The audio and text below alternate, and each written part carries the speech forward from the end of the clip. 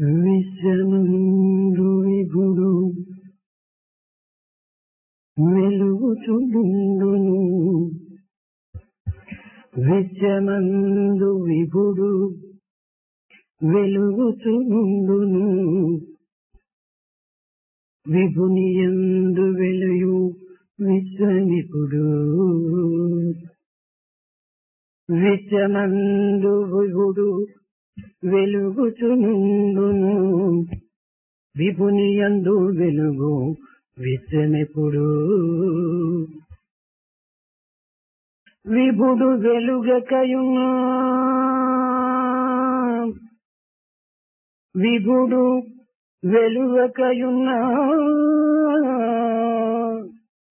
విశ్వంబు వెలుగదు. విశ్వ విపుల మైత్రి శాశ్వతంబు, విశ్వ విపుల మైత్రి శాశ్వతంబు,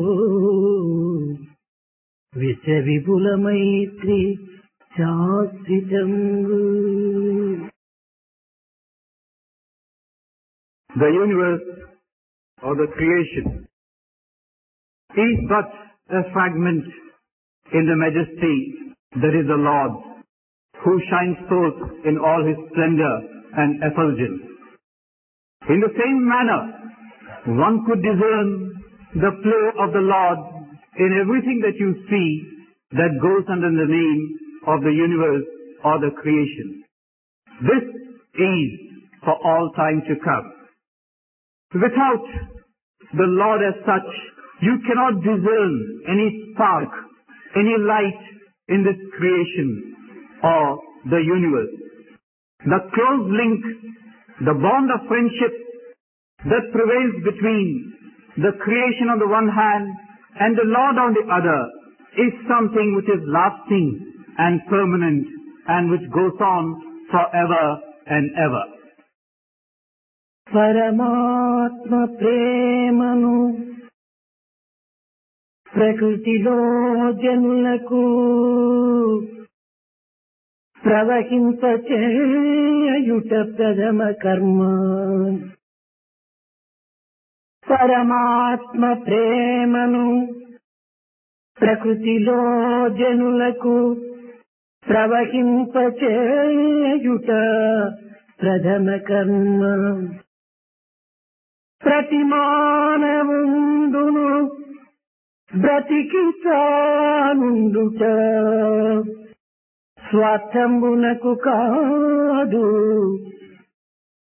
సంఘ సేవ చేయుటకే అన్న శ్రేష్ఠ భావంబుతో మెలగుచుండుటే మేలుగల్గు. మరచియు తను తాను మానవ దేహంబు, మరచియు తను తాను మానవ సేవకు అంకితం బొసగుటే ఆత్మతృప్తి. నిష్కళంకమగు ప్రేమను నిలిపి హృదిని, నిష్కళంకమగు ప్రేమను నిలిపి హృదిని సర్వజీవులకు ప్రకృతి సలుపకున్నా. పుట్టి ఫలమేమి నరునిగా పుడమియందు, పుట్టి ఫలమేమి నరునిగా పుడమియందు,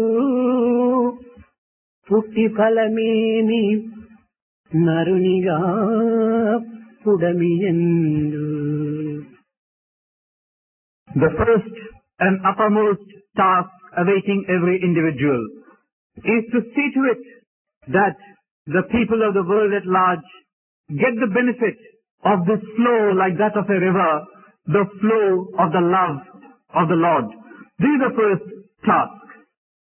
Every individual should understand that he lives not for his own sake, not to further his own selfish ends, but for the sake of doing service to society around him.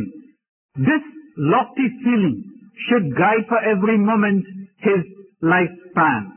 And one who does behave in this manner to such an individual only good and nothing but good could come his way, would also confer on him a deep sense of self-fulfillment and satisfaction.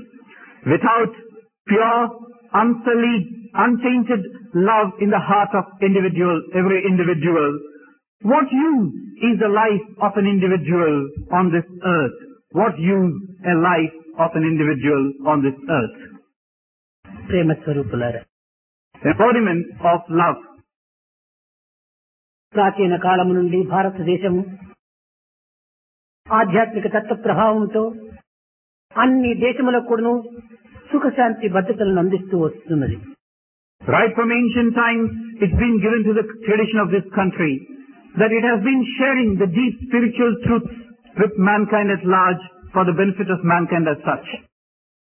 కనుకనే నాటికి నేటికి లోక సమస్త సుఖయోభవంతు అన్నదే హైందవ సాంప్రదాయం యొక్క లక్ష్యము. Therefore, either then or now, it's the tradition in this country to pray for the well-being and welfare for all. ఇట్టి ఆధ్యాత్మిక తత్వమును కేవలం ఒంటరితనంగా కానీ ఏకాకి జీవితంగా కానీ భావించరాదు.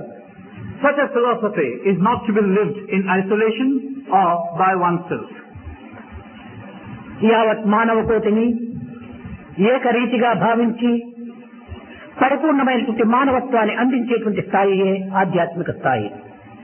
The spiritual height to which one should possibly ascend consists in trying to look upon all as one and being part of that whole. ప్రకృతి అనగా ఈశ్వరేచ్ఛకు ప్రకటన. We talk of creation of the universe. It is nothing but an expression of the cosmic will. ఇట్టి ప్రకృతి యందు ఆవిర్భవించినటువంటి ప్రతి మానవుడు కూడాను ఈశ్వర స్వభావమే కలిగి ఉంటుండాలి. Every individual who is born in this creation should therefore reflect the qualities of Ishvara. ఇట్టి స్వభావమును జగత్తులకు అందించేటువంటి యొక్క నిమిత్తమై ఆవిర్భవించినటువంటిదే మానవత్వము. And it is given to man's nature to understand this truth and share it with others. మానవత్వమునందున్న దివ్యత్వాన్ని, పవిత్రతను ఆధ్యాత్మిక మార్గమున ప్రసరింపజేసి మానవ కోటికి సరైనటువంటి ఆదర్శాన్ని నిరూపించేటువంటిదే ప్రధాన కర్తవ్యం మానవులకు. Man's primary task consists in understanding the sacredness and the innate divinity that is given to him and to show it up for all to see so that he could be an ideal. మానవత్వమునకు దివ్యత్వమునకు ఉండినటువంటి సంబంధ బాంధవ్యాన్ని నిరూపించేటువంటిదే భక్తి. Bhakti or devotion is that which shows up the link between man on the one hand and divinity on the other. భక్తి అనగా కేవలము జపములు, ధ్యానములు, పూజలు, భజనలు చేసినంత మాత్రమున కానేరదు. Bhakti does not mean merely doing japa, jhana or bhajan. భక్తి అనగా భగవంతునితో స్నేహమును చేయించుకునేటువంటి విధానము. Bhakti is the path which makes you friends with God. మనము సర్వసామాన్యముగా మానవుడు ఒక వ్యక్తితో స్నేహమును అభివృద్ధి గావించుకునవలనన్నా ఆ వ్యక్తితో మనం కొంతకాలము పరిచయమై కలిసిమెలిసి ఉండవలసి వస్తుంది. It's a common day-to-day experience that if you wish to make friends with an individual, you have got necessarily to live with a certain period of time with that individual. అదే విధముగానే భగవంతునితో మనము స్నేహాన్ని అభివృద్ధి పరచుకునేటువంటి విధానమే ఈ జపము, పూజ, భజన, ధ్యానము. In the same manner, this japa, jhana or bhajan is a means of living with God for a while. అతని యొక్క స్నేహ సంబంధ బాంధవ్యాన్ని మనం అభివృద్ధి గావించుకున్నప్పుడే మన జీవితం రాణిస్తుంది. Once we are sure of his friendship and his source of inspiration, our life is secure. మనకంటే అధికులతో మనము పోరాడి విజయాన్ని సాధించవలనన్నా అతనికంటే అధికుడైనటువంటి యొక్క వ్యక్తితో మనము కొంతవరకు సంబంధ బాంధవ్యాన్ని పెంచుకున్నప్పుడే మనం మొదటి వ్యక్తితో విజయాన్ని సాధించడానికి వీలవుతుంది. You wish to do battle with an individual who is superior to you and hope to achieve success. The means for that is to make friends with a second individual who is far superior in strength and might to your adversary. మనము మంచి శక్తి సామర్థ్యములు కలిగినటువంటి వారి అండదండలను మనం సంపాదించుకోవటము అత్యవసరము. It is necessary that we make friends with the second one who is far superior to the first one. ఇది రామాయణం నందు మనకు చక్కగా స్పష్టమవుతున్నది. Now this lesson is brought home to us in the Ramayana. వారితో దేశమును పూని సుగ్రీవుడు కేవలము తాను పరాధీనుడై నివసిస్తూ ఉన్నాడు. Sugriva had come into conflict with Vali and was living by himself, dependent on others. వారి మహాబలవంతుడు. Vali was a mighty person. ఇట్టి బలవంతునితో పోరాడి విజయం సాధించవలనన్నా వారి కంటే అధిక బలవంతుడైనటువంటి యొక్క వ్యక్తి యొక్క సంబంధాన్ని మనము అండదండలను కుదుర్చున్నప్పుడే ఈ వారితో విజయాన్ని సాధించడానికి వీలవుతుంది. If you want to do battle with Vali and secure a triumph over him, then the way is for you to make friends with someone who's far more powerful than Vali himself. అట్టి సమయం కోసము సుగ్రీవుడు కాచుకొని ఉంటున్నాడు. And Sugriva was lying in wait for such an opportunity. సరి అయిన సమయమునకు రాముడు రావటము, ఈ రాముడి యొక్క శక్తి సామర్థ్యములు వారి కంటే అధికమైనటువంటివని గుర్తించుకోవటము, ఈ సందర్భం లోపల సుగ్రీవుడు రాముడితో స్నేహం చేసుకోవటము, ఈ రాముని యొక్క అండదండల వల్ల వారిని జయించటము జరుగుతూ వచ్చింది. The time came, he saw Rama, he could assess Rama's own physical prowess and strength, and then he started making friends with Rama, so that Rama's help he could secure a triumph over Vali. అదే విధంగానే ప్రతి మానవునికి కూడాను ఒక బలవత్తరమైనటువంటి యొక్క శత్రువుతో పోరాడవలసినటువంటి అవసరం ఉంటుండాలి. In the same manner, man also is given to waging a battle with a powerful foe. అది మాయ. And that foe is Maya.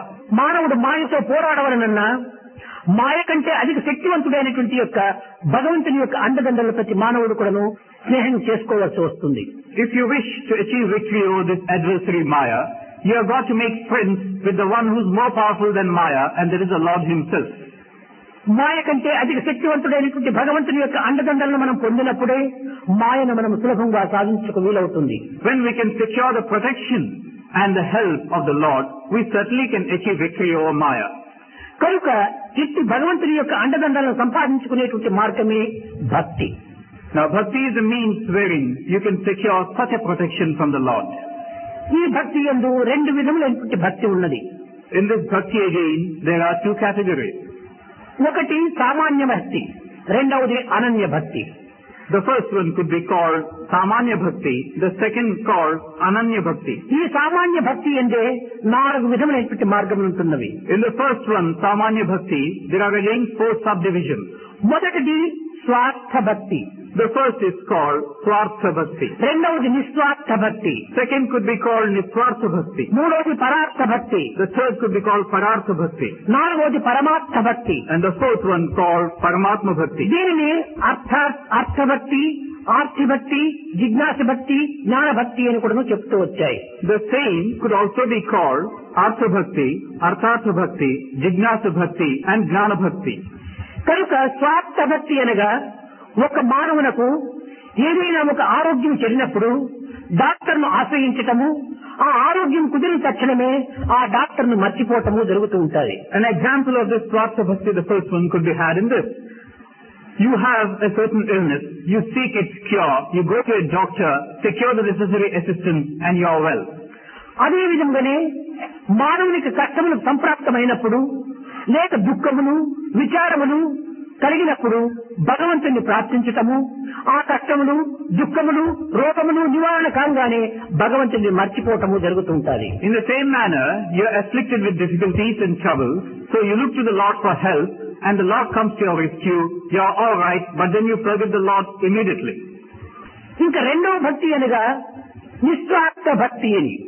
ఇతను కష్టములు యందు సుఖములు యందు కూడాను భగవంతుని స్మరిస్తూనే ఉంటాడు. Now the second one, Niswartha Bhakti, is of that individual who, either in moments of distress or in moments of joy, continuously thinks of God. అయితే తన యొక్క తత్వమును ఏమాత్రం కూడాను త్యాగము చేయక పరతత్వమును మాత్రమే ఆశిస్తూ జరుగుతూ ఉంటాది. But in this case, he doesn't forego anything from his side, he looks for something from the other side.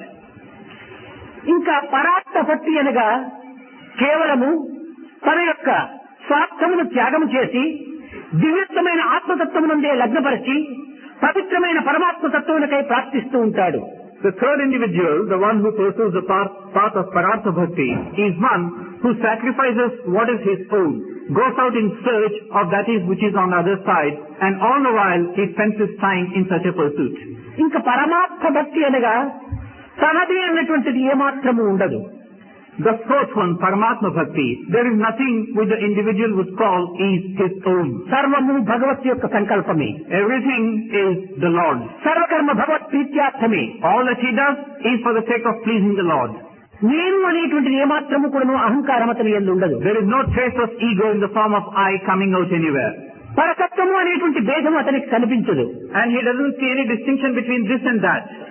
ఏకోహం బహుశ్యాం అనేటువంటి యొక్క తత్వములో తాను ప్రార్థిస్తూ ఉంటాడు. His guiding principle is the one manifest as the many.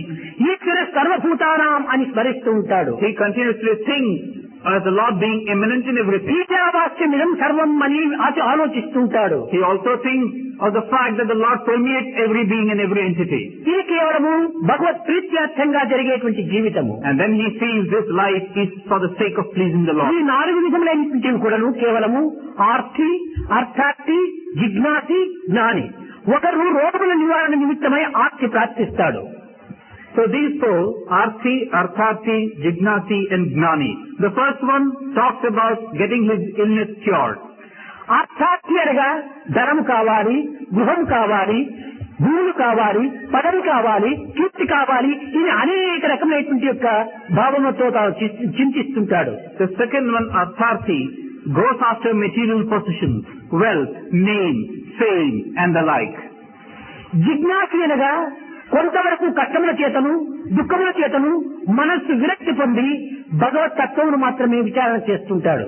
The third one, Jignasi, because of his afflictions mentally and bodily, thinks of the Lord, looks to him for help and succor. కేవలం జిజ్ఞాసి ఆత్మతత్వమును విచారణ చేయటమే కాని ఆచరణ యందు మాత్రం పెట్టడు.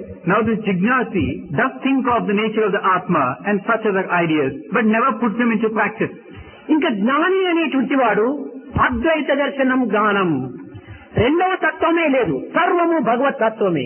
Now the fourth one, Gnani, he doesn't have a second thing to look for, because everything for him is the Lord and the Lord himself. ఏ సేవ చేసినా, ఏ మాట చెప్పినా, ఏది చూచినా సర్వము భగవత్ యొక్క దృశ్యమే. Whatever he sees, whatever he listens, whatever he does is the Lord's pleasure. ఈ విధమైనటువంటి యొక్క 4 మార్గములు ఎందుకును ఉన్నతమైనటువంటిది మరొకటి, అదే అనన్య భక్తి. Now out of these four, there is one which is far superior, and that is called Ananya. నీవు తప్ప అన్యము ఈ జగత్తునందు లేదు అనేటువంటి విశ్వాసం. Now this is the second type of bhakti, Ananya Bhakti. You and you alone, there is no second, O Lord. ఇట్టి వారికి మాత్రమే భగవద్గీత యందు కృష్ణుడు తగినటువంటి యొక్క హామీ ఇస్తూ వచ్చాడు. So such an individual, Krishna in the Bhagavad Gita gave that assurance.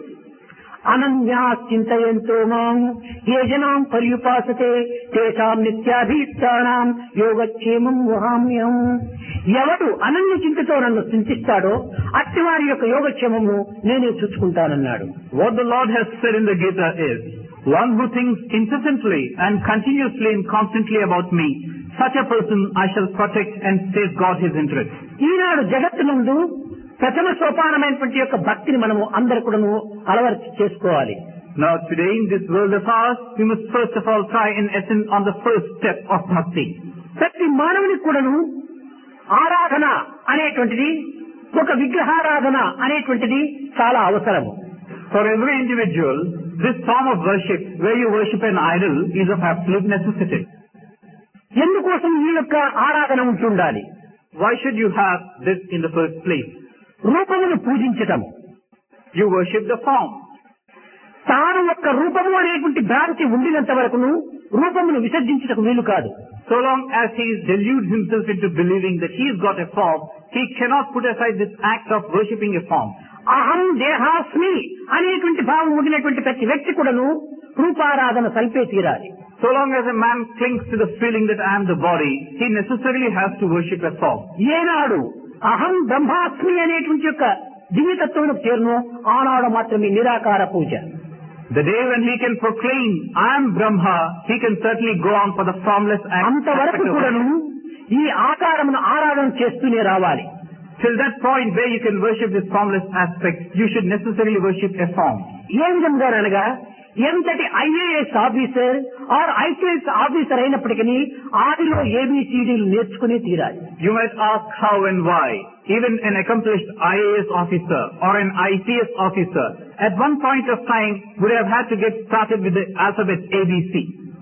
ఎంతటి అవతార పురుషుడైనప్పటికీ ఆదిలో దుగ్గాడుతూనే రావాలి. Even an avataric incarnation at one point of time would have been crawling on all fours. ఎంతటి ముక్త పురుషుడైనప్పటికీ మూర్తి పూజ మొట్టమొదట చేసే తీరాలి. Even a person who talks of having been liberated would have to start with worshipping a form. ఇక్కడ భగవంతుడు భక్తుని ఏమి ఆశిస్తుంటాడు? Now over here, what does the Lord seek from a devotee? నీ భక్తిని మాత్రమే ఆశిస్తాడు కానీ నీ శక్తి సామర్థ్యములు ఏమాత్రమూ చూడడు. He looks towards your devotion, not your might and strength. నీ యొక్క గుణమును మాత్రమే చూస్తాడు కానీ నీ కులమును ఏమాత్రము విచారించడు. He looks towards your character, not your lineage. నీ నీతిని మాత్రమే చూస్తాడు కానీ నీ జాతిని చూడడు. He looks towards your character, the good traits in you, not to the clan or lineage from which you come. నీ యొక్క దివ్యమైనటువంటి యొక్క పవిత్రమైనటువంటి చిత్తమును చూస్తాడు కానీ నీ విత్తాన్ని చూడడు. He looks towards your pure heart, not to the amassment of your wealth.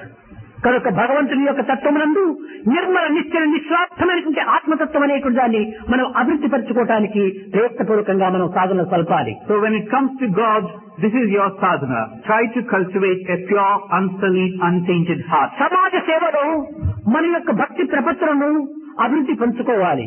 And even as you do service in the society, you're furthering, you should feel so, your devotion and ఈ సేవ నుండి మానవ సేవనే మాధవ సేవ అనేటువంటి భావాన్ని అభివృద్ధి you పరచుకోవాలి. must have the feeling that serving man is serving God. కారణమేమనగా దివ్యతత్వమునందు కూడాను ఆత్మతత్వం ఏకీభావంతో ఉంటున్నది. The reason is, what you call divinity is nothing but trying to bridge the gulf between yourself and the Atma. అయితే ఈనాటి భక్తి కేవలము ఒక విధమైనటువంటి యొక్క ఆడంబరమైన భక్తిగా నిరూపిస్తూ ఉండాలి. But today's bhakti is tainted with a sense of pomposity.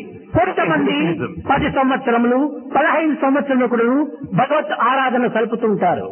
There are some individuals who talk of worshipping the Lord for 10 years or 15 అనేక years. And so సత్సంగముల్లో ప్రవేశిస్తుంటారు. they take part in the company of the good. సేవలు చేస్తుంటారు. They do service activities. భజనలో పాల్గొంటుంటారు. They sing and take part in ధ్యాన service. జపాలు సలుపుతుంటారు. They also perform కానీ japa. కొన్ని కష్టములు నష్టములు దుఃఖములు వెంటాడుతుంటాయి. But then they're always shadowed by difficulties and troubles.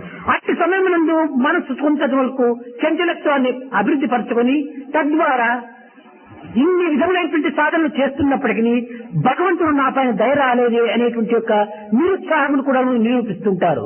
In such moments of distress, they're given to feeling, I have been doing so many things so many years, the Lord has not come to my rescue. They get agitated thus. ఇంతే కాక భగవద్గీతలో చెప్పినట్టుగా యోగక్షేమం వహామ్యహం, నన్ను ఆరాధన సలిపేటువంటి వారి యోగక్షేమమును నేను చూసుకుంటానని promise చేశాడు కదా. కనుక భగవంతుడు కూడాను తన ప్రామిస్ ను వదిలిపెడుతున్నాడు అని కూడాను నిందిస్తుంటారు. They lose heart, get disheartened. And further, they tend to look to the Bhagavad Gita sloka where the Lord talks of giving His protection forever. Then they say, here I am doing so many things towards the Lord. He has forgotten His promise. He is not coming to my assistance. మనము కొన్ని గంటలు భజనలో చేరినంత మాత్రమున భక్తులు అనుకుంటున్నాము.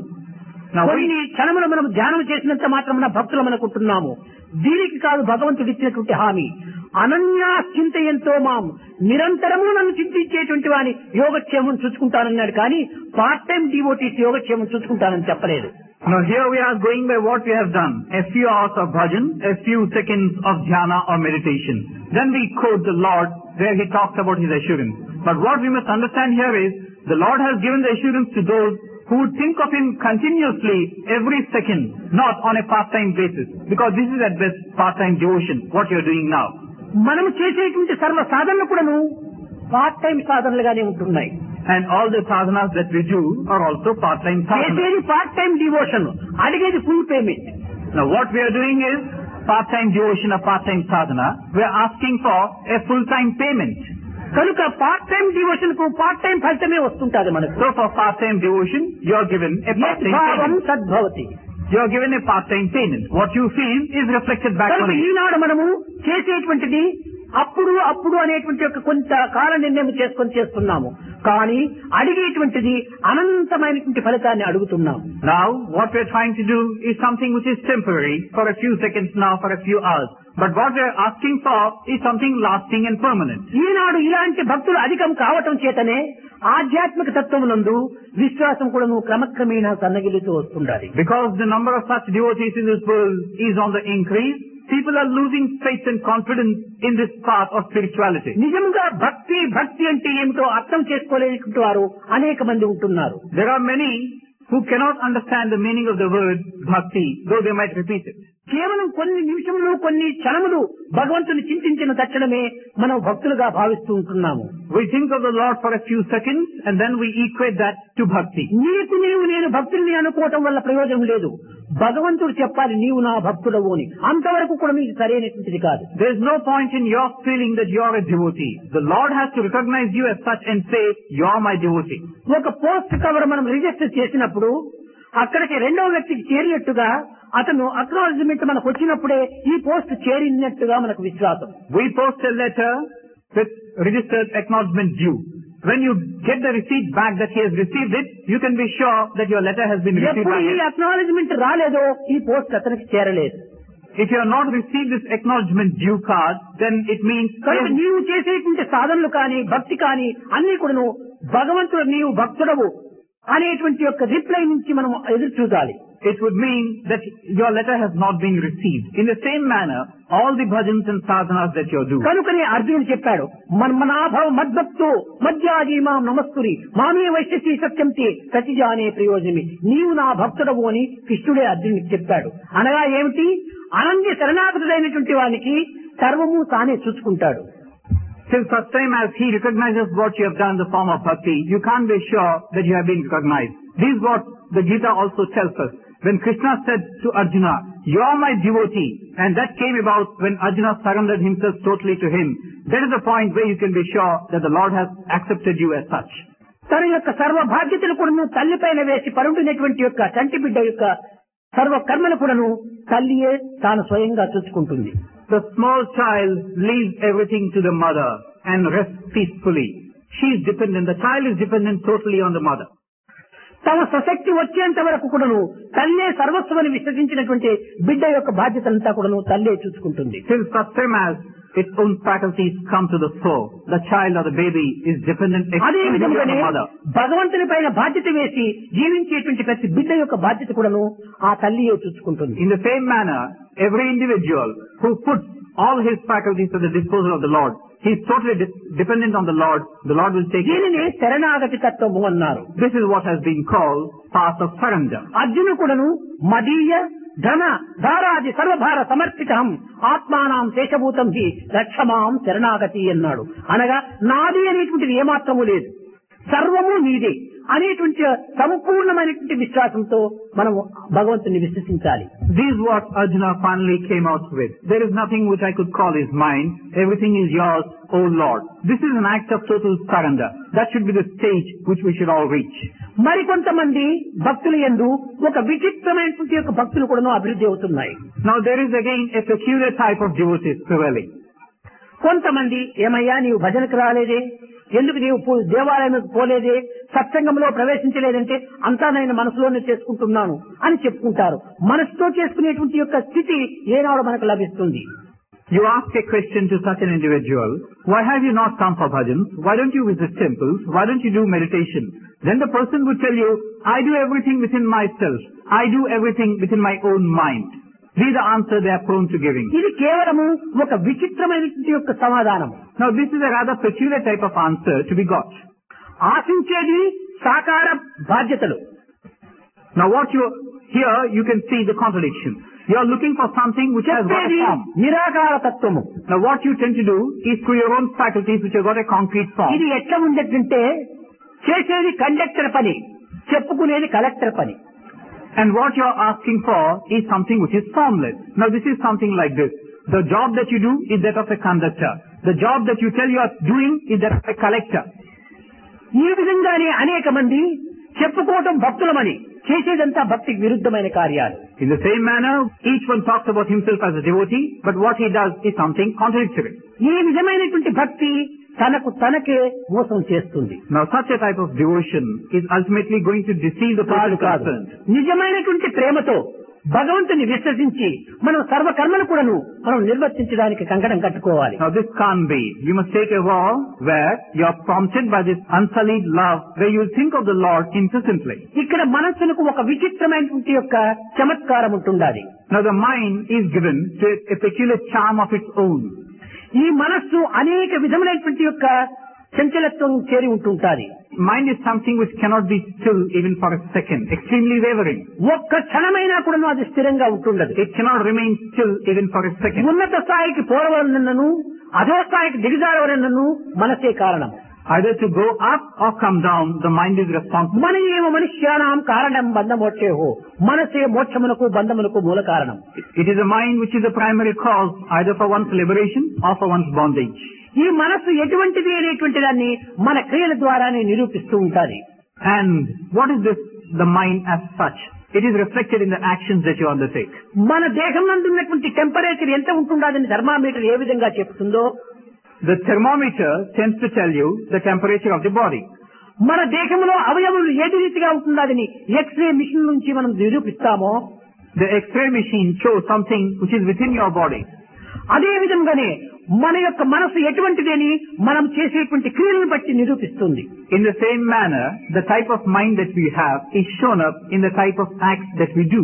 కనుక మనం చేసేటువంటి సర్వ కర్మలను పరిశుద్ధమైనటువంటి భావంతో చేయాలి. So all that we do should be motivated by pure feeling. పవిత్ర హృదయంతో మనం ఆచరించాలి. Should have a sacred heart behind it. దైవార్పితమైనటువంటి భావంతో మనం ఆనందించాలి. And as an act of worship and offering to the Lord. కష్టము కానీ, నష్టము కానీ, దుఃఖము కానీ, విచారం కానీ సర్వం కూడా భగవంతుని యొక్క ప్రసాదముగానే విశ్వసించాలి. Either loss or gain, joy or comfort or distress should be taken as the Lord's grace. కష్టము లేకుండా సుఖం మనకు లభించదు. Without difficulty, you can't have comfort. చీకటి లేకుండా వెలుతురుకు వికాసం రాదు. Without darkness, you can't have value for light. నా సుఖార్ లభ్యతే సుఖం, సుఖం నుంచి మనకు సుఖం లభించదు. From comfort or happiness, you can't secure happiness or comfort. కష్టం నుంచే మనకు సుఖం లభిస్తుంది. It's only through difficulties that you can secure joy and comfort. ఈ pleasure is an interval between two pains అన్నారు. So it has been said, a pleasure is an interval between two pains. 24 గంటలు కూడా air condition room లో కూర్చుంటే air condition విలువ కూడా మనకు తెలియదు. You sit in the luxurious comfort of an air-conditioned room for 24 hours, you can't understand its worth. ఒక 2 గంటలు ఎండలో చక్కగా సంచారం చేసి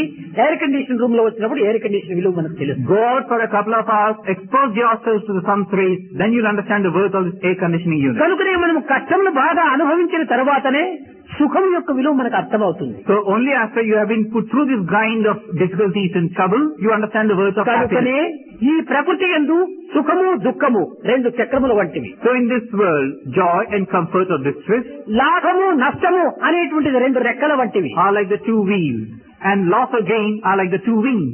2 రెక్కలు లేని పక్షి గాని, 2 చక్రములు లేని రథము గాని ప్రయాణం సాగించలేవు. A bird without 2 wings, a cart without 2 wheels cannot have any mobility. సరైన బ్యాలెన్స్ లోనే ఉంటుండాలి. Cannot have any mobility. And these 2 entities again should be in a perfect balance. దుఃఖములు, కష్టములు, నష్టములు, విచారములు అనేటువంటిది మానవుని కుంగ చేయడానికి వచ్చినటువంటివి కాదు. So either comfort or joy or distress or difficulties are not ఇవన్నీ కూడా మానవత్వాన్ని వికసింపచేయడానికి వచ్చినటువంటివి.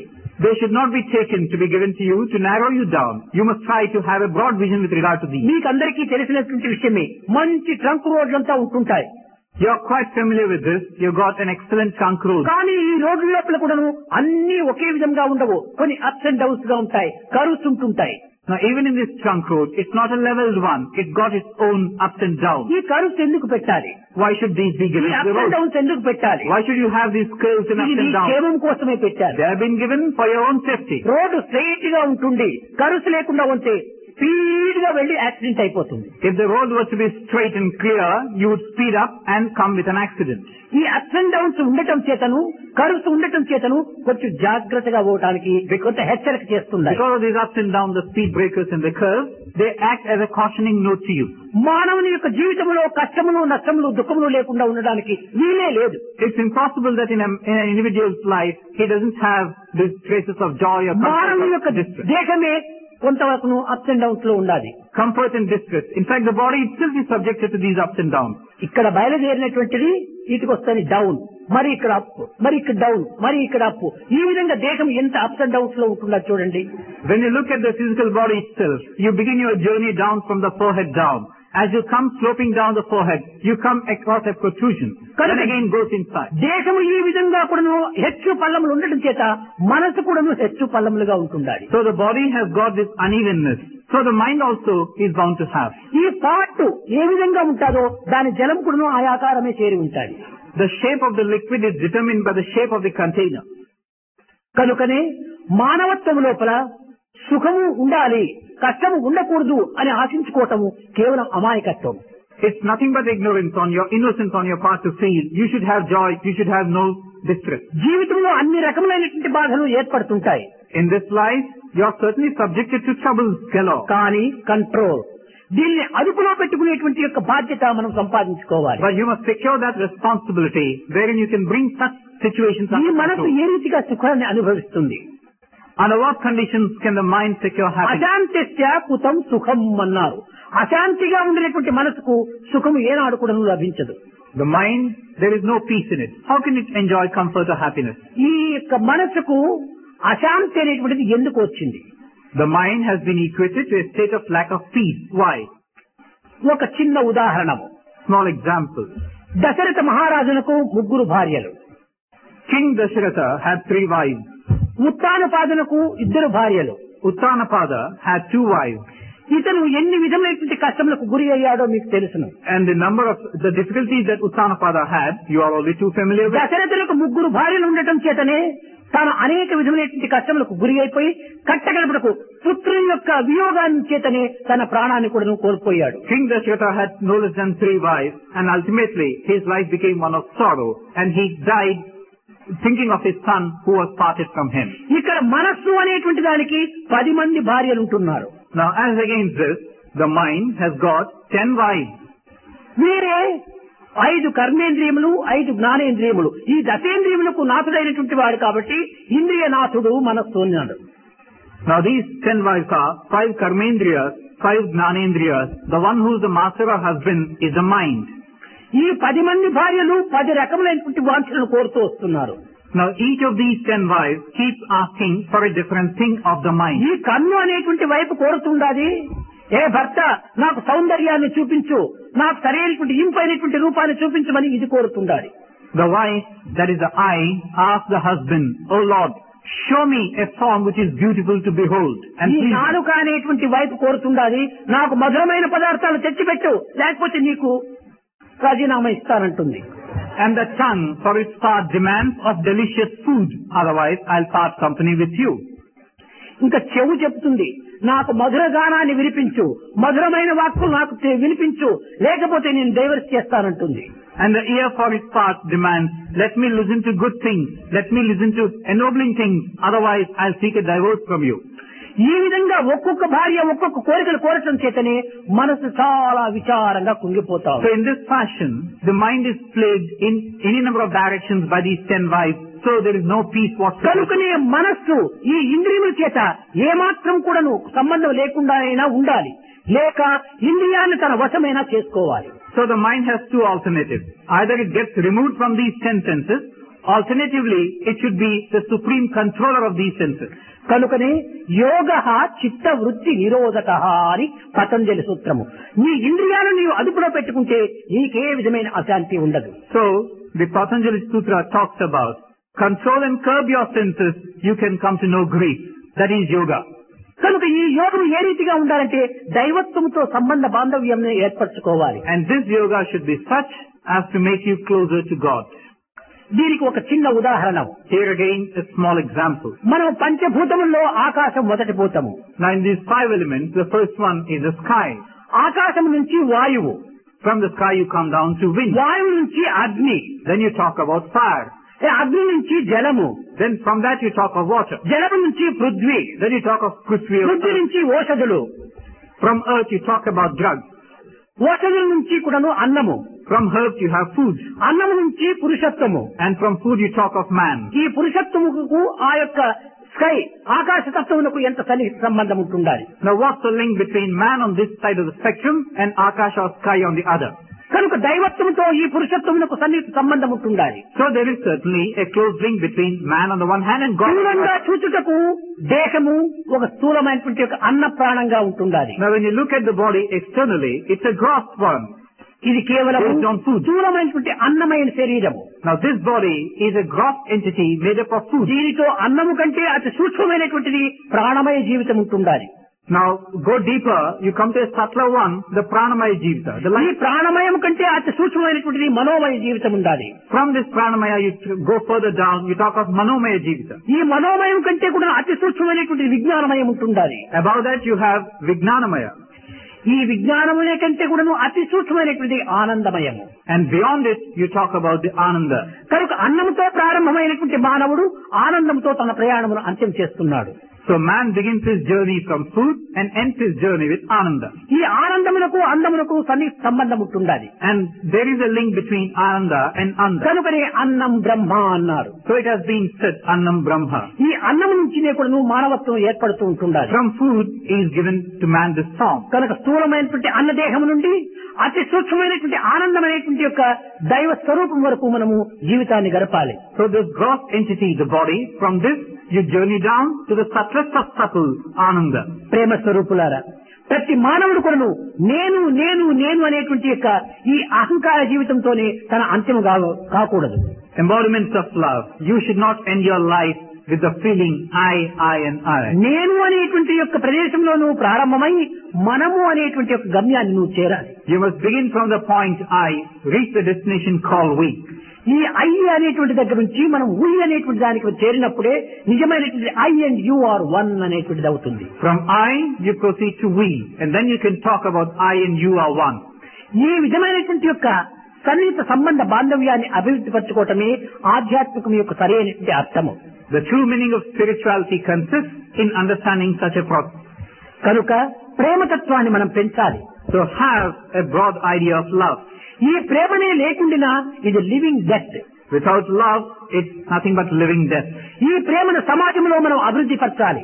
Spread and share this love in the society. సర్వులు కూడా భగవంతుని యొక్క బిడ్డలుగా మనం విశ్వసించాలి. Look upon everybody as God's children. కనుక brotherhood of man, fatherhood of God, ఈ రెండింటినీ మనం పోషించాలి. And proclaim the truth, brotherhood of man, fatherhood of God. అయితే ఈ 15 సంవత్సరం నుంచి కూడాను ధర్మక్షేత్రం ప్రారంభమైనప్పటి నుంచి కూడాను ముంబై పట్టణం లోపల ఈ అభివృద్ధి చక్కగా జరుగుతూనే వస్తుండాలి. For the last 15 years since the establishment of this Dharma Kshetra in this city of Bombay, such a process is బిడ్డ ఏ విధంగా ఒక్కొక్క సంవత్సరం పెరుగుతూ వస్తుంటాదో అదే విధంగానే మన యొక్క భక్తి ప్రపత్తులు కూడాను ఒక్కొక్క సంవత్సరం పెరుగుతూనే రావాలి.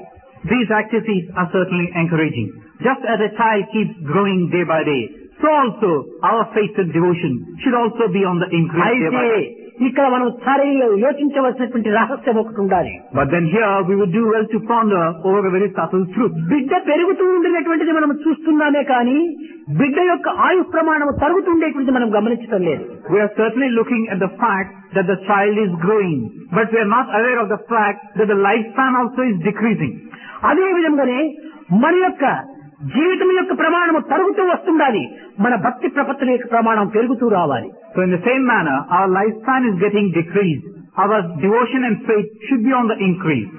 ఒక దినము పెరగటము, రెండవ దినము తరగటము, ఈ విధమైనటువంటి దీంట్లో ఉంటుంటే మన యొక్క గమ్యాన్ని మనం ఏమాత్రము చేరలేము. It should not be a case of increasing one day, decreasing the other. You never can hope to do any journey with this. మన మానసిక ప్రవృత్తిని అభివృద్ధి పరచుకోవాలి. Try and do something to the mind so that the transformation comes. విశ్వాసం ఉండినటువంటి మానవుడే ఎన్ని విధమైనటువంటి యొక్క దీంట్లోనైనా నిర్భయంగా నిరుత్సాహం లేకుండా సాధిస్తాడు గమ్యాన్ని. One who has a strong conviction of faith can certainly achieve wonders and success. ఒక చిన్న ఉదాహరణ. Here again a small example. Ticket కొని జోబులో పెట్టుకున్నటువంటి వ్యక్తి రైల్లో ప్రయాణం చేస్తూ 3rd క్లాస్ లో కూర్చున్నా కానీ అతనికి ఏ మాత్రము దిగులుండదు. A person buys a ticket, pockets it, sits in the train. Irrespective of where he is sitting, the 1st or the 2nd class, he is bound to reach his destination. కారణం ఏమిటి? What's the reason for this? Ticket ఉంది కనుక ఏ విధమైనటువంటి ఎవరికి తాను భయపడ్డు. అదే విధంగానే నమ్మకము అనేటువంటి యొక్క ఉండినటువంటి వ్యక్తి ఎక్కడ ఉండినా కానీ అతన్ని భగవంతుడే చూసుకుంటాడు, వాడికి ఏ భయము ఉండదు. In the same manner, the person who has got this faith, the ticket called faith, God is bound to take care of him. He need be afraid of ఈ nothing. నమ్మకం అనేటువంటి టికెట్ లేకుండా ఉండేటువంటి వాడు ఎక్కడ ఉండినా వానికి భయమే. He need be afraid of nothing. In the same manner, one who doesn't have this element of faith, wherever he may be, he is always caught in a state of anxiety and fear. కనుక నిజముగా మనము నమ్మకంతో భగవంతుని యొక్క విశ్వాసంతో మనం పనులు చేస్తుంటే అన్నింటి యందు మనం విజయాన్ని సాధిస్తాం. So if you have this element of faith in you, faith in God and belief, your body పవిత్రమైనటువంటి సద్గుణములు కూడా మనలో ఆవిర్భవిస్తాయి. Not only that, you will also be giving room for the good qualities to sprout from within. ముడుచుకున్నటువంటి యొక్క పూమొగ్గ అది విచ్చే కొలది కూడాను తన యొక్క సుగంధమును నలుదిశల కూడాను విరజిల్లుతుంది. A bud which is in a closed state of existence, as it blossoms forth, as the petals come out, it sheds and spreads the fragrance all around.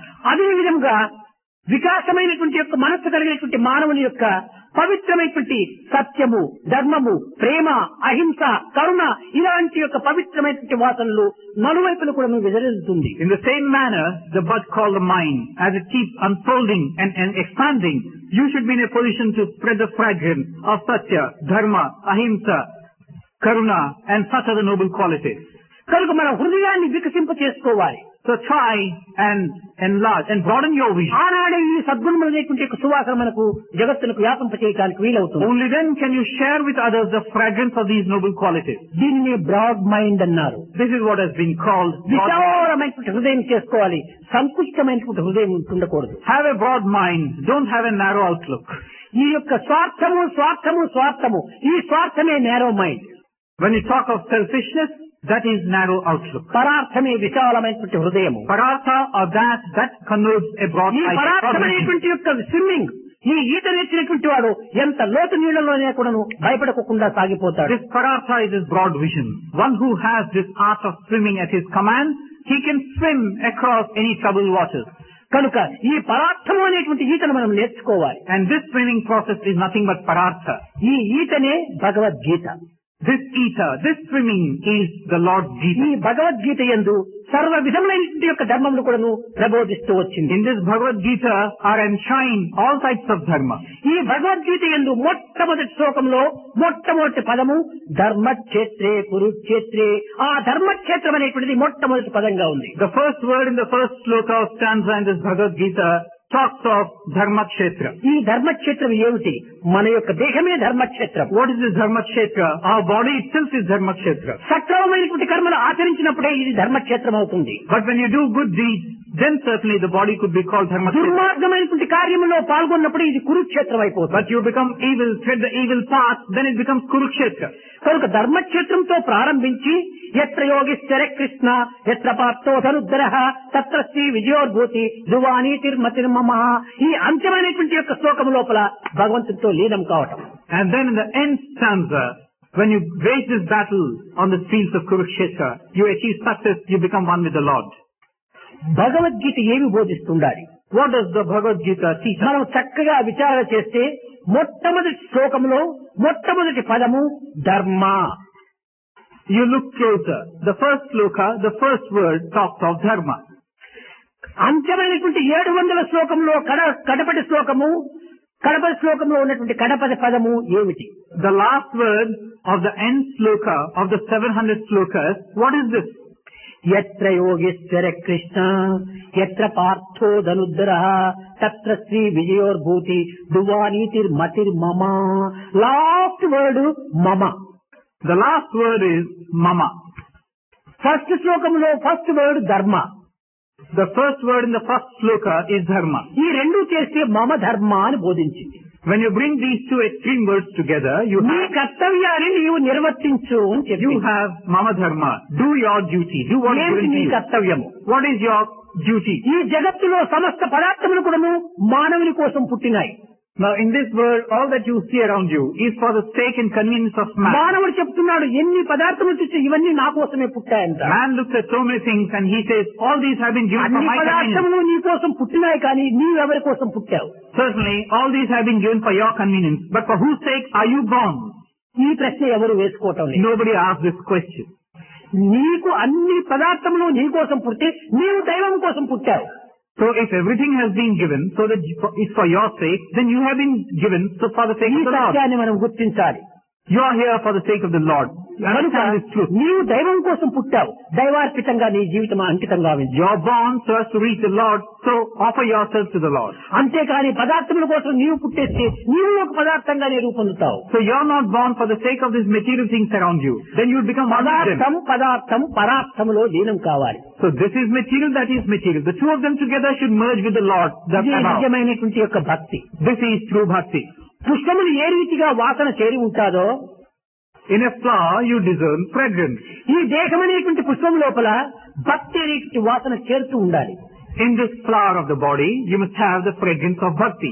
కానీ దురదృష్టవశాత్తు ఈ ఆధునిక యుగం ప్రారంభం కావటం చేత, ఈ లౌకికమైన పదార్థముల యొక్క ఆకాంక్షలు అధికం కావటం చేత పరమాత్మ తత్వాన్ని విస్మరిస్తున్నారు. Unfortunately, in the present day world, because of your aspiration for things which are material in their context, you have come to a state of grief and distress. బిడ్డను ఒళ్ళో కూర్చోబెట్టుకున్నటువంటి తల్లి, నాయన వాడుగో నీ తండ్రి అని ఏ రీతిగా తల్లిని చూపుతుందో అదే విధంగానే ఈ ప్రకృతి అనేటువంటి యొక్క తల్లి ఒడిలో కూర్చున్నటువంటి ప్రతి మానవునికి కూడాను వాడుగో నీ ప్రభువు అని నిరూపిస్తూ ఉంటుంది అది ప్రకృతి.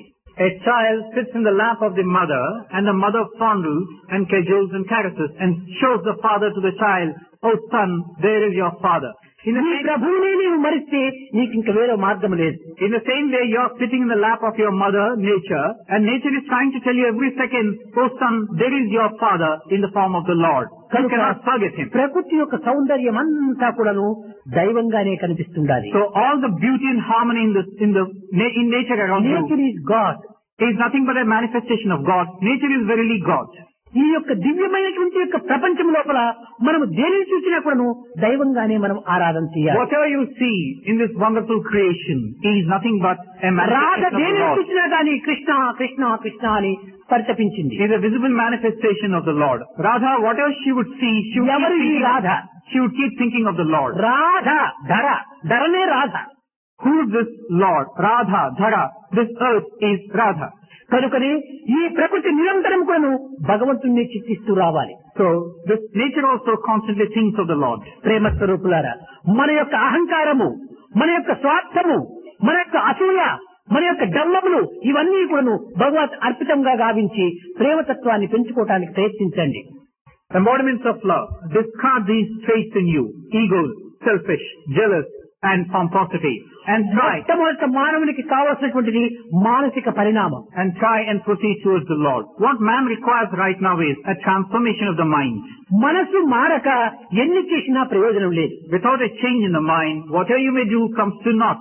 నోటిలో ఉప్పు పెట్టుకుని ఎంత మంచినీళ్లు త్రాగినా అది ఉప్పగానే ఉంటుంటాది. You have a salt cube in the mouth. You keep drinking water. The water would taste saltish. మొట్టమొదట నీ సాటును మూసివేసి నోరు కడుక్కున్న తర్వాత నీవు త్రాగు. Throw out this piece of salt. Clean your mouth. Then drink water.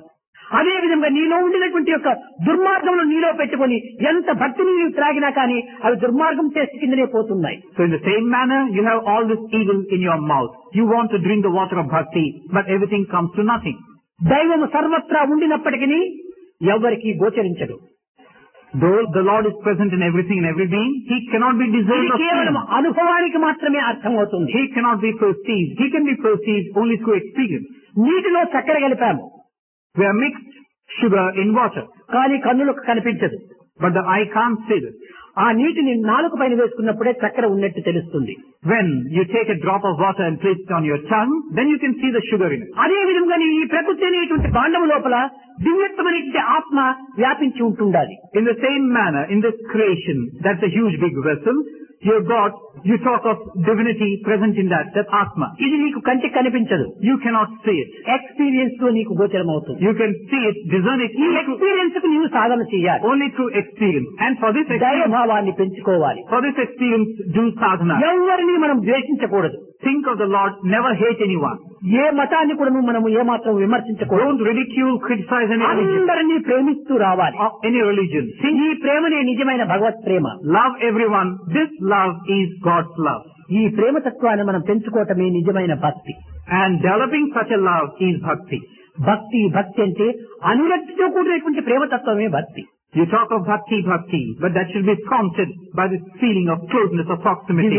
స్వరూపులారా, ప్రేమను హృదయంలో నింపుకొని మనము సమాజంలో ప్రవేశించి సర్వ మానవుల యొక్క సేవలు కూడాను మనము నడుము కట్టుకోవాలి. Embodiments of the divine Atma. Have this love in you. Plunge into society. Share with others your noble experiences and do your service activities. కనుకనే మనము కొత్త సంవత్సరం నుంచి కూడాను మనం కొన్ని నియమములు ఆచరిస్తూ వస్తున్నాము. So from the new year, we have been following a certain set of rules. Feeling on desires అన్నాం. A certain set of rules, like feeling on మన desires. డిజైర్స్ తగ్గించుకోవాలి. Feeling on desires. Reduce your desires. Less luggage more comfort make travel a pleasure. Less luggage, more comfort, make travel a pleasure. మన desires అంతా కూడా భారమైనటువంటి luggages. Your desires are like a heavy luggage. మన జీవితం ఆ దీర్ఘ ప్రయాణము. Our life is like a long journey. ఈ ప్రయాణం లోపల ఇన్ని కోరికలు అనేటువంటి లగేజ్ పెట్టుకుంటే మనకి ఏమాత్రము శాంతి చిక్కదు. In this journey of ours, we are burdened with such a lot of luggage in the form of desires. You can't have any ఈ peace. డిజైర్స్ తగ్గించుకోవటంలో కూడాను కొన్ని విధమైనటువంటి కంట్రోల్ కూడా చేయాలి. In reducing or curbing these desires, exercise some control.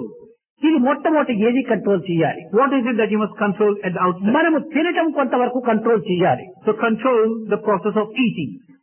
మనం waste చేయకూడదు. Do not waste. Food is God. Food is God. Don't waste food. Don't waste food.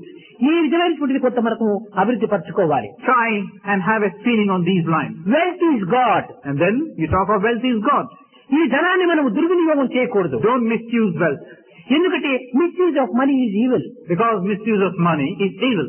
కనుక మనము ధనమును దుర్వినియోగం చేయకూడదు. So don't misuse and waste money. Time is God. Then you talk of time is God. కాలాయ నమః, కాలకాలాయ నమః, కాలజప్తమాయ నమః, కాలాతీతాయ నమః, కాలస్వరూపాయ నమః, కాలనిమితాయ నమః. అంత కాలమే ప్రధానము. You worship the Lord as one who transcends the barrier of time, very embodiment of time, and you extol His virtues in the form కనుక of time waste is life waste. So time waste is life waste. Don't waste time. Don't waste time. Energy is God. Then you talk of energy. Energy is God. ఇది నిజమైనటువంటి శక్తి. This is the true capacity, Shakti. దేహం అనే matter లోపల energy అనేటువంటి శక్తి చేరి ఉంటుండాలి. In this matter, material entity called body, you have this part of ఈ energy. Energy అంతా కూడా నువ్వు దైవార్పితం చేయి. All this energy, offer it to the Lord. కనుకనే మనము టైం కానీ ఫుడ్ కానీ మనీ కానీ మొట్టమొదట వేస్ట్ చేయకుండా చూడాలి. So try and don't waste time, food, money, and energy. ఈ సర్వసామాన్యమైనటువంటి జీవితంలో ఈ మూడింటిని మనం కొంతవరకు కంట్రోల్ చేసుకుంటే తద్వారా జనసేవ ఎంతవరకునైనా మనం చేయొచ్చు. In our own day-to-day lives, if we can achieve a degree of success with regard to these three, we certainly can serve others better. దీని ద్వారా మనం ప్రోగు చేసుకున్నటువంటి ధనముతో బీదలకు మనం సహాయం చేయండి. Now, by a saving of this nature, try and serve the poor. దీనులను దిక్కులేనటువంటి వారికి మనం హెల్ప్ చేయడానికి మనం సంసిద్ధంగా ఉంటుండాలి. Try and help the hapless and the poor ones. భగవంతుడు దరిద్ర నారాయణ రూపంలో ఉంటుంటాడు. God verily resides in these poor people. అటువంటి దరిద్ర నారాయణ కూడా మనం కొంతవరకు సేవ చేయాలి. So try and do service to such a Lord. కేవలం లక్ష్మీనారాయణకే కాదు, దరిద్ర నారాయణ కూడా చేయాలి. You don't have merely to serve Lakshmi Narayana. You should also serve the Daridra Narayana. శ్రీమంతులకు చేస్తే మాత్రం ప్రయోజనం కాదు, దరిద్రులు కూడా మనం సేవ చేయాలి. No point in serving the rich as such. Serve the poor too. మనం ఈనాడు ప్రారంభించినటువంటి సేవా మార్గం. Now this is the type of seva that you must undertake from. సేవకుడు కాక నాయకుడు కావడానికి వీలు కాదు. Without being a servant first, you never can hope to become a leader. శంకరుడు కాక శంకరుడు కావడానికి సాధ్యం You లేదు. can never become a leader. From an ordinary, you become Shankara. కనుక నీవు సేవ చేసి నీవు నాయకుడై ఆదర్శవంతమైన జీవితాన్ని అందించాలని నేను ఆశిస్తూ ఆశీర్వదిస్తూ భక్తి ప్రపత్తులతో ప్రేమతత్వాన్ని పెంచుకోవాలని నేను ఆశీర్వదిస్తూ ప్రసంగాన్ని విరమిస్తున్నాను. So first be a servant, then you become a leader. Have this conviction, firm conviction in God. Have this faith and devotion. Progress thus on this path.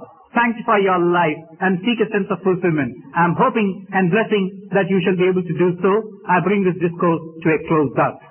भजन बिना सुख शांति नहीं,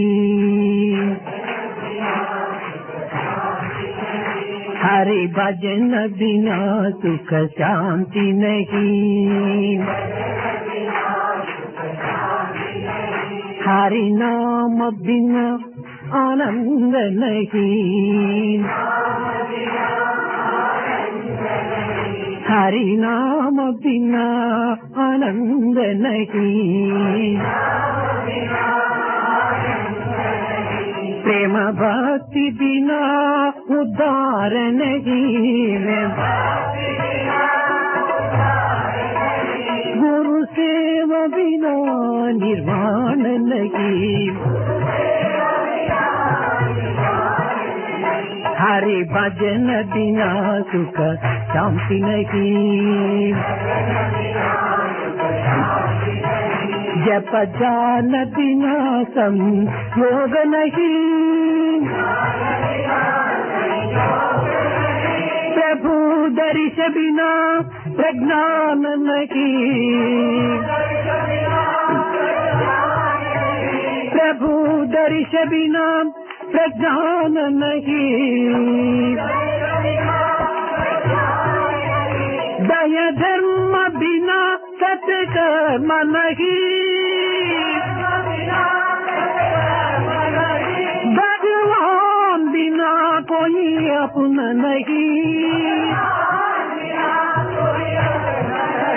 हरि नाम बिना परमात्मा नहीं, हरि नाम बिना परमात्मा नहीं, हरि भजन बिना सुख शांति नहीं, हरि भजन बिना सुख शांति नहीं, हरि नाम बिना आनंद नहीं, हरि नाम बिना आनंद नहीं, हरि भजन बिना सुख शांति नहीं, हरि भजन बिना सुख शांति नहीं,